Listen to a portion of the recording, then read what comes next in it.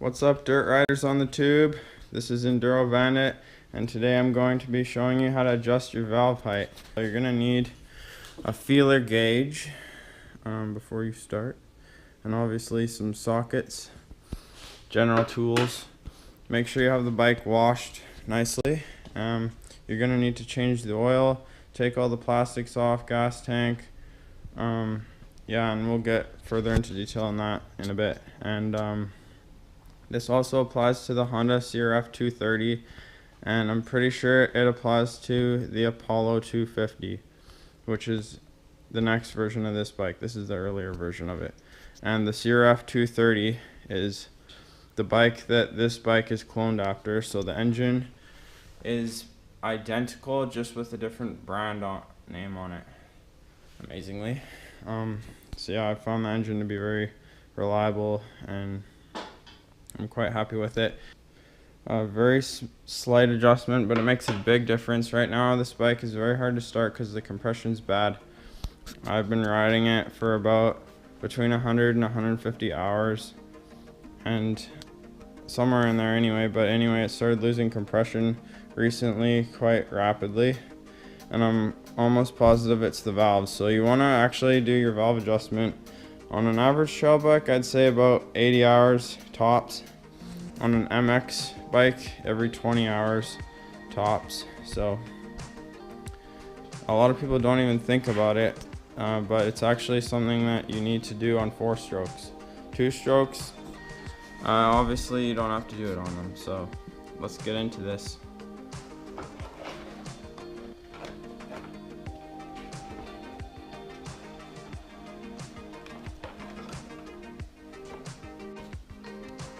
Alright, so I cleaned that up pretty good. Might clean it a bit more later, and I'm gonna have to remove that. I'm not sure what it's called. I don't think it's the CDI box, because I think that is the CDI box on the X31. You're gonna need to bend the tips on the feeler gauge so that it can fit in there. I'm just gonna be dumping the oil for now, so that oil doesn't come out of these holes. We're gonna be taking off this and this. This one tells you when the engine is at top dead center, the piston. So I got this area cleaned, and this is now removed, so it's out of the way of the front valve hole. And there's the bolt, the oil drain bolt, which is quite large, but I have the right tool for the job. Alright, next we're going to be removing the timing hole cap, which is that one, and the crankshaft hole cap. On this bike, it's with a standard screwdriver.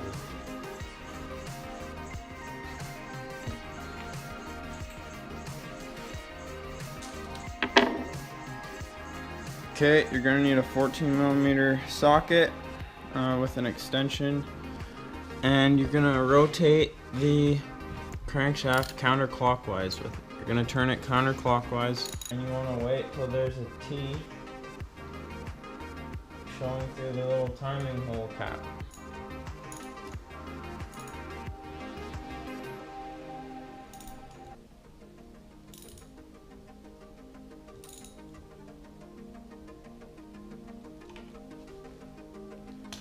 Okay, you know what?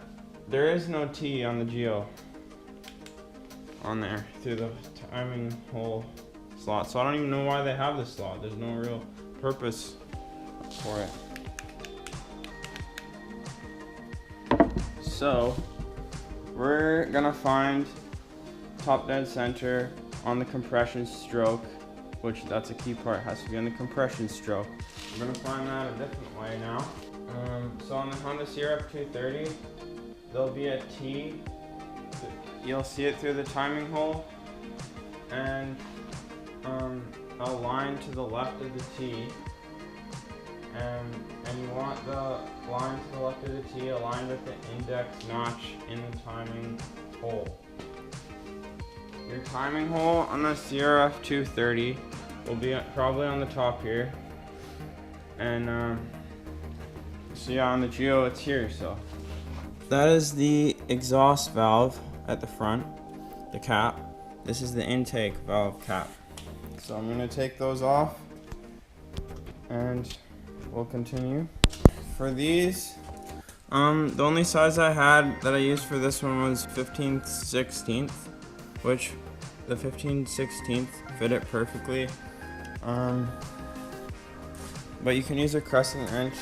I had to use a crescent wrench for the front valve hole. They're not very tight, so you don't have to worry about stripping anything or damaging anything, so crescent wrench will do. You're gonna need to bend the end of your feeler gauge.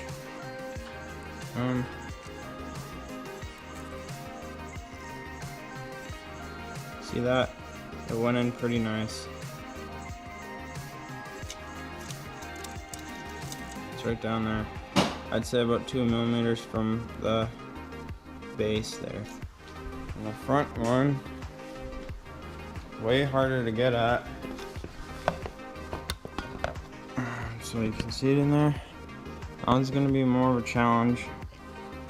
So also the way that I found made sure it was on the compression stroke and not the exhaust stroke was compression.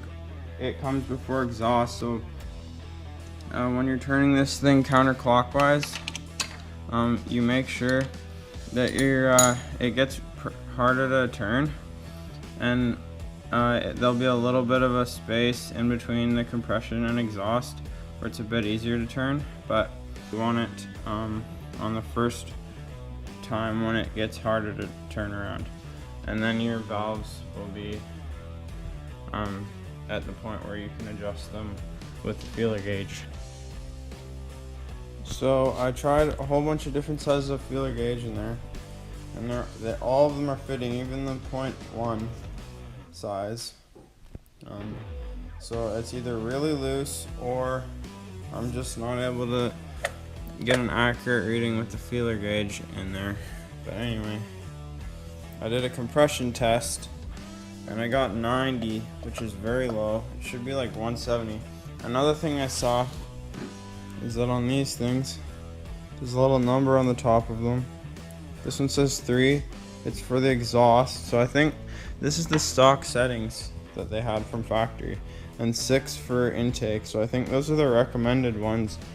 But I mean, I was gonna set it at 4 for each, which is conservative and it works good, so either way, whatever you want to do will work. So okay guys, update on the valve situation here.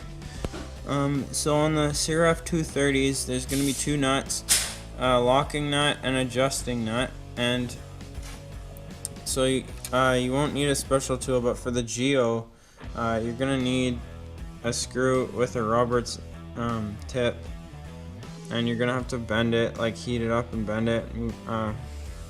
This is what we made. It's like a custom. So it doesn't take much to turn this thing. Like, it turns very easily once you have that locking nut loosened.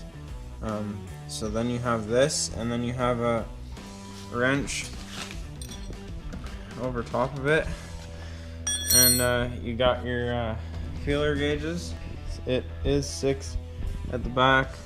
Seems like that's the right adjustment, but I went for a 4 because I'm trying to get as much compression as I can out of this old bike, because it's just, the compression is way down. So anyway, now you gotta have it so it's very hard to get the feeler gauge in. You probably want to have a little flathead screwdriver to like try and help coax it in, because you want the feeler gauge in underneath there all the way. See, I'll try and give an example. Here's a 0.03. See there? That's not all the way. You get the screwdriver and you push it so that it's centered in there. And the intake valve, which is this one, is much easier to do the adjustment than the exhaust valve because it's easier to get at. And the exhaust valve on the Geo should be set at 3. And I think that one actually is good still on this bike.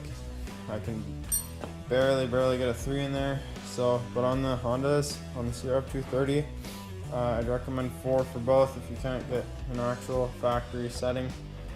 4 definitely, you can't go wrong with 4 for both.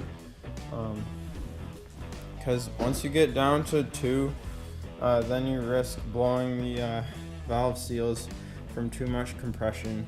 3 is a little risky, but I mean, this bike's been running at 3 with the exhaust valve for a long time, so obviously it's accustomed to that. Just take your time. You're gonna have to be very tedious and finesse with those feeler gauges.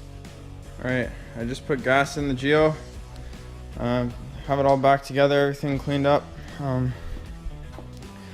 Actually, I think the slight valve adjustment we did improve the compression, because the kickstart, I remember when I bought this bike, half the time I was kicking it, I was about the same weight, like 5 pounds lighter, but pretty much the same. But anyway, half the time it would stop down here because of so much compression, and I do believe it feels a lot harder to push this thing down now. So, and the bike started up way easier. It did take a lot of kicks, but not nearly as much, and plus I had to feed the gas in, so I think that's why it took a while. I haven't started this bike for over a month, so yeah, and once it started up, it was running pretty good. I revved it once and then it was already idling, so it wouldn't do that before.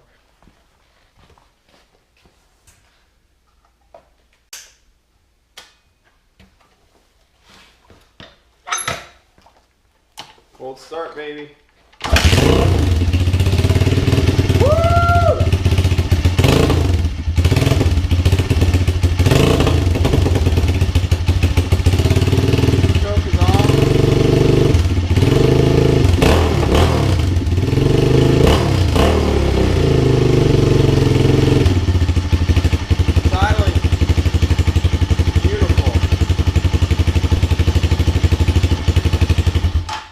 Do another kick.